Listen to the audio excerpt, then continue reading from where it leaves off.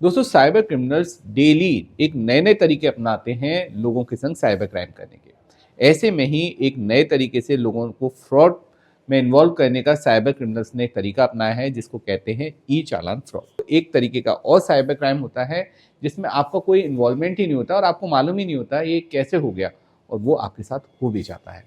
ये होता है दोस्तों बैंक अकाउंट फ्रीज। दरअसल दोस्तों जो अभी मैंने आपको एक स्थिति बताई है ई चालान का फ्रॉड, ऐसे में अगर आप भी इस फ्रॉड के शिकार हो गए और आपके अकाउंट से मानो 500 या 1000 रुपए डिडक्ट हो गए और आपने उसकी कोई साइबर कंप्लेंट करी, अब ये पैसा जिस जिस अकाउंट में जाएगा उन सभी अकाउंट को साइबर सेल फ्रीज या लीन करेगा। दरअसल दोस्तों साइबर क्राइम का जो मैकेनिज्म है वो इस तरीके का है कि जिस जिस अकाउंट में फंड जाएगा उन सभी अकाउंट को वो फ्रीज या लीन करते हैं। एमएचए पोर्टल उन सभी अकाउंट्स में एक पर्टिकुलर अमाउंट का लीन लगा देता है और आगे चल के बैंक और साइबर सेल 106 की प्रोसीडिंग करके उन अकाउंट को फ्रीज कर देते हैं। दोस्तों प्रैक्टिकली ऐसा ही हो रहा है लेकिन ऐसा नहीं होना चाहिए। आखिर उन लोगों का क्या दोष है जिन्होंने अपने बैंक अकाउंट में कुछ फंड रिसीव किया और वो भी उन्होंने जेन्युइन तरीके से फंड रिसीव किया, उन्होंने कोई भी गलत काम नहीं किया था, किसी के संग कोई साइबर क्राइम नहीं किया था, लेकिन उन्होंने कोई सर्विस दी, उन्होंने कोई प्रोडक्ट सेल किया, उन्होंने कोई ट्रेडिंग करी और उस वजह से उनके अकाउंट में कुछ फंड आया और पूरा बैंक अकाउंट डेबिट फ्रीज या लीन हो गया।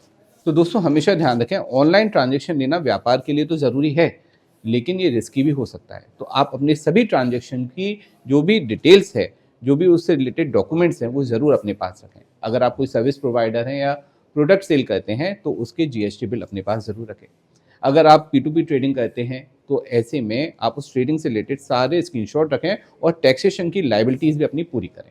क्योंकि दोस्तों सबसे बड़ी दिक्कत यहाँ पे यही है कि आपको नहीं मालूम जो आप फंड रिसीव कर रहे हैं वो साइबर क्राइम का है या नहीं। अगर नकली नोट होता है तो आप उसको देख के पहचान सकते हैं, लेकिन साइबर क्राइम का फंड आप कैसे पहचानेंगे? जब भी दोस्तों आपके साथ कोई भी इस प्रकार की घटना घटती है, आपके संग इस प्रकार का कोई साइबर क्राइम होता है, क्योंकि ये एक आपके संग ही साइबर क्राइम है या आपके द्वारा कोई गलत काम नहीं किया गया तो आपके साथ ही एक साइबर क्राइम है।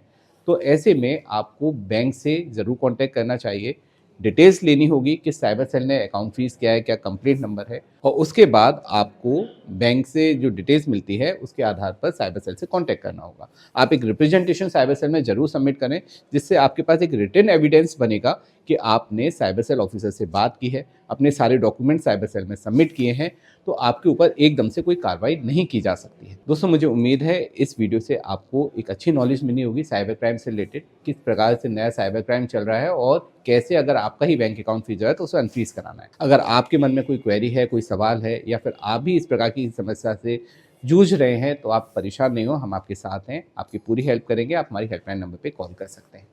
अंत में अगर वीडियो अच्छा लगा हो तो इसे लाइक शेयर कमेंट ज़रूर कीजिएगा। चैनल को अभी तक सब्सक्राइब नहीं किया है तो सब्सक्राइब भी ज़रूर कर लीजिए, जिससे आपको ऐसे ही लेटेस्ट इन्फॉर्मेटिव वीडियोज़ के नोटिफिकेशंस मिलते रहेंगे और आप भी लीगली अपडेटेड रहेंगे।